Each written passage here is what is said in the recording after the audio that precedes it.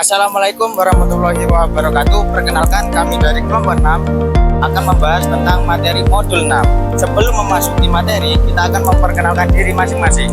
Perkenalkan, nama saya Anindita Citameka dengan NIM 858984022. Perkenalkan, nama saya Salsabila Lailatul Mu'alifah dengan NIM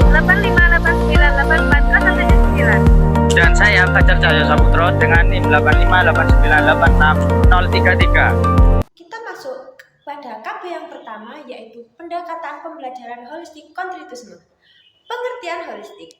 Pendekatan holistik adalah suatu cara pandang tentang pembelajaran yang memandang objek atau peristiwa sebagai suatu keseluruhan yang tidak sebatas bagian-bagian. Dasar teori ini diilhami oleh psikologi Gestalt yang dipelopori oleh Weizsäcker. Berikut adalah prinsip-prinsipnya. Yang pertama yaitu wawasan pengetahuan yang mendalam. Pembelajaran membantu anak memiliki pengetahuan yang mendalam tentang keterkaitan objek antar unsur dalam suatu objek atau peristiwa. Guru juga hendaknya mengembangkan kemampuan anak dalam memecahkan masalah dengan proses insting. Yang kedua yaitu pembelajaran yang bermakna. Pembelajaran yang bermakna adalah pembelajaran yang terkait dengan kehidupan nyata dan memiliki makna bagi anak-anak. Sebagai contoh, guru harus menjelaskan arti sehat bagi anak, bagaimana hubungan dengan kebersihan fisik diri sendiri dan lingkungan seperti mencuci tangan sebelum makan dan sudah makan. Yang ketiga yaitu perilaku dan bertujuan. Pembelajaran ini membantu anak mengembangkan perilaku yang bertujuan dengan kehidupan nyata. Yang keempat yaitu prinsip ruang hidup. Pembelajaran yang terkait dengan lingkungan dan kebutuhan anak. Yang kelima yaitu transfer dalam pembelajaran. Pembelajaran yang membantu anak mengembangkan kemampuan untuk menerapkan pengetahuan dan keterampilan dalam situasi yang berbeda. Untuk dapat menampakkan keberadaan belajar sebagai proses terpadu, ada beberapa hal yang harus diperhatikan. Pertama, pembelajaran dapat berfungsi secara penuh untuk membantu perkembangan individual anak seutuhnya. Yang kedua, pembelajaran sebagai aktivitas membelajarkan anak untuk memperoleh pengalaman menempatkan anak sebagai pusat segala-galanya. Yang ketiga, yaitu pembelajaran dalam hal menuntut kepada terciptanya suatu aktivitas yang memungkinkan keterlibatan pada anak secara aktif dan intensif. Keempat, pembelajaran menempatkan individu pada posisi yang terhormat dalam suasana kebersamaan di dalam penyelesaian persoalan yang dihadapinya. Kelima, pembelajaran sebagai proses terpadu harus mendorong dan memfasilitasi anak untuk terus-menerus belajar. Yang keenam, pembelajaran sebagai proses terpadu dapat berfungsi dan berperan secara aktif apabila diciptakan dengan lingkungan belajar. Ketujuh, pembelajaran sebagai proses terpadu kemungkinan pembelajaran di bidang studi. Kedelapan, pembelajaran sebagai proses terpadu memungkinkan adanya hubungan antara sekolah dan keluarga. Setelah materi pendekatan pembelajaran holistik sudah dibahas oleh teman saya, di sini saya akan melanjutkan pembahasan tentang pendekatan pembelajaran konstruktivisme. Nah, apa sih pendekatan pembelajaran konstruktivisme itu? Dan bagaimana pendekatan konstruktivisme itu? Mari kita simak video berikut. Pendekatan konstruktivisme adalah suatu pendekatan pembelajaran yang menempatkan siswa sebagai subjek aktif dalam proses belajar, di mana siswa secara mandiri membangun pengetahuan dan makna berdasarkan pengalaman pemikiran dan refleksi mereka sendiri. Dalam pendekatan ini, pengetahuan bukanlah sekedar fakta yang diterima secara pasif, melainkan hasil konstruksi individu melalui interaksi dengan lingkungan dan pengalaman nyata. Pada pendekatan konstruktivisme, individu membentuk sendiri pengetahuan yang dipelajarinya. Pengetahuan bukanlah suatu barang yang dapat dipindahkan dari pikiran seseorang yang sudah mempunyai pengetahuan, terutama guru, kepada pikiran orang yang belum memiliki pengetahuan, yaitu peserta didik. Anaklah yang menginterpretasikan serta mengonstruksikan pemindahan pengetahuan tersebut berdasarkan pengalaman yang mereka miliki masing-masing. Selain itu, pandangan konstruktivisme juga menghendaki guru untuk menerapkan pendekatan mengajar yang berpusat bagi anak. Nah, itulah sedikit uraian materi pendekatan pembelajaran konstruktivisme. Kita lanjut ke materi berikutnya, kegiatan belajar 2 yang berisi tentang pendekatan belajar experiential learning dan multiple intelligence. Experiential learning adalah pendekatan pembelajaran yang menempatkan pengalaman langsung sebagai pusat proses belajar, di mana peserta didik belajar melalui keterlibatan aktif dalam situasi nyata dan refleksi atas pengalaman tersebut. Pendekatan ini menekankan bahwa pengetahuan dan keterampilan diperoleh secara lebih efektif dan tahan lama ketika didasarkan pada pengalaman konkret, bukan hanya melalui teori atau informasi yang diterima secara pasif. Metode di mana pendidik memotivasi peserta didik dengan keterlibatan langsung dan fokus pada refleksi untuk meningkatkan pengetahuan dan keterampilan. Setelah materi experiential learning sudah sedikit saya ulas, berikutnya adalah materi multiple intelligence yang akan dibahas oleh teman saya. Kita melanjutkan pembahasan KB2, yakni pendekatan pembelajaran kecerdasan jamak multiple intelligence. Howard Gardner dalam bukunya Frame of Mind yang berbunyi Our Culture Define Intelligence to Narrowly merupakan dasar pemikiran munculnya pendekatan multiple intelligence. Apa sih yang dimaksud dengan multiple intelligence? Yang dimaksud dengan multiple intelligence itu sendiri adalah menunjukkan bahwa kecerdasan manusia itu tidak hanya satu saja, melainkan terdiri dari banyak kecerdasan jenis yang berbeda. Menurut Gamster Armstrong pada 1994, kemampuan manusia itu sudah dipetakan dalam 7 kategori kecerdasan yang lebih komprehensif, luas, dan menyeluruh. Dari maksud yang di atas bahwa seseorang guru itu tidak boleh menjudge tentang kebodohan anak, bahwasanya tidak ada anak yang bodoh, melainkan memiliki kecerdasan masing-masing. Di sini kita akan kupas tentang kecerdasan itu. Simak baik-baik ya. Kecerdasan yang pertama adalah kecerdasan bahasa. Kecerdasan bahasa adalah kapasitas menggunakan kata-kata secara efektif, baik secara lisan maupun tulisan. Orang dengan kecerdasan ini cenderung menyukai kegiatan membaca, menulis, berbicara, dan mendengarkan cerita. Contoh, orang yang banyak literasi, mereka pasti memiliki kemampuan untuk menyusun pembahasan yang tepat. Di dalam kecerdasan yang kedua adalah kecerdasan matematika atau logika.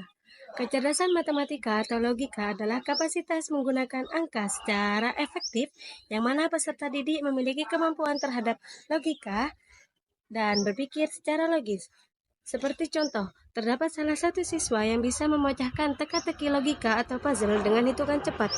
Di sini, itu sudah menunjukkan bahwa peserta didik itu memiliki penalaran logis dengan analisis pola. Yang ketiga adalah kecerdasan pemahaman ruang. Kecerdasan pemahaman ruang di sini memiliki arti bahwa kemampuan mengamati ruang dan visual secara akurat serta melakukan transformasi terhadap persepsi. Orang yang memiliki kecerdasan ini mampu dalam memanipulasi ruang dengan mahir menggambari arsitek.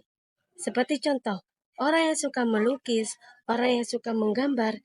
Nah, di situ itu sudah menunjukkan bahwa dia itu memiliki kecerdasan pemahaman ruang yang menonjol.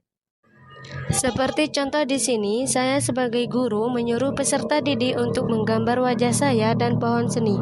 Nah, ternyata tidak semua siswa itu memiliki kemampuan menggambar karena kecerdasan tiap anak berbeda.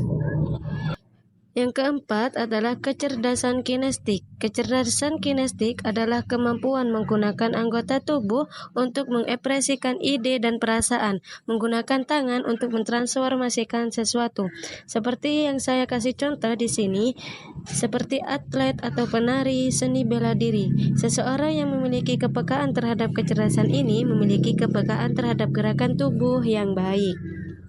Nah, dari contoh di atas, yang dimaksud dengan kecerdasan kinestik ialah kemampuan menggunakan anggota tubuh atau kemampuan individu untuk memahami dan mengekspresikan diri melalui gerakan tubuh, yaitu kecerdasan non-akademik. Kelima, kecerdasan musikal. Kecerdasan musikal adalah kapasitas untuk merasakan, membedakan satu bentuk musik yang meliputi kepekaan terhadap ritme, nada, melodi, dan lain-lain. Seperti yang saya contohkan bahwa tidak semua anak itu pede dalam bernyanyi dan menggunakan nada yang tepat.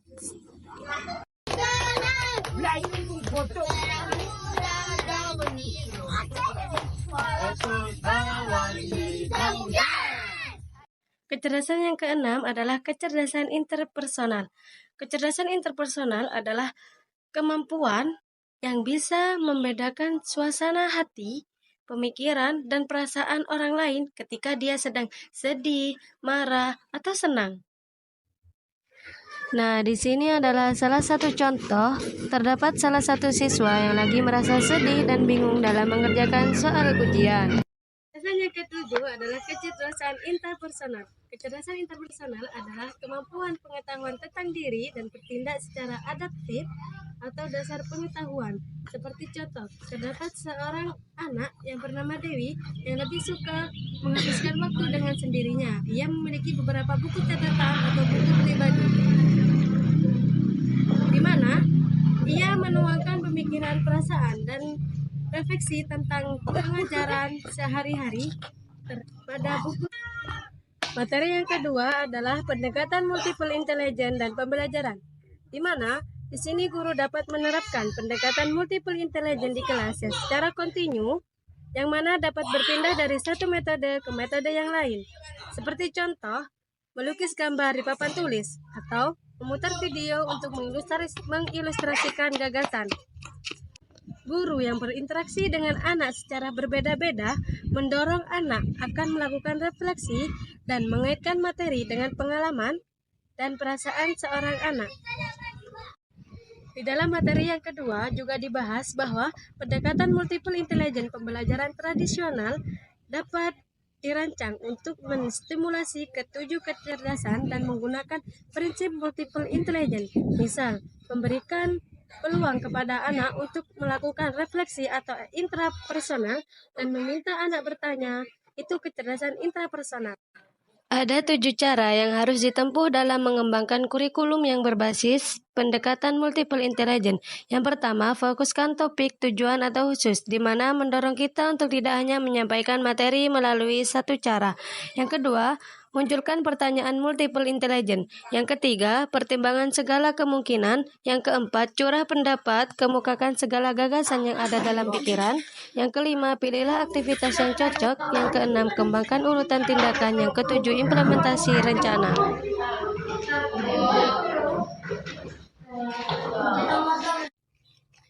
Pembahasan yang ketiga adalah strategi pembelajaran. Pendekatan pengajaran yang memanfaatkan dan mengakomodasi berbagai jenis kecerdasan yang dimiliki oleh siswa. Beberapa strategi pembelajaran berdasarkan pendekatan kecerdasan jamak. Strategi yang pertama, strategi pembelajaran untuk kecerdasan bahasa.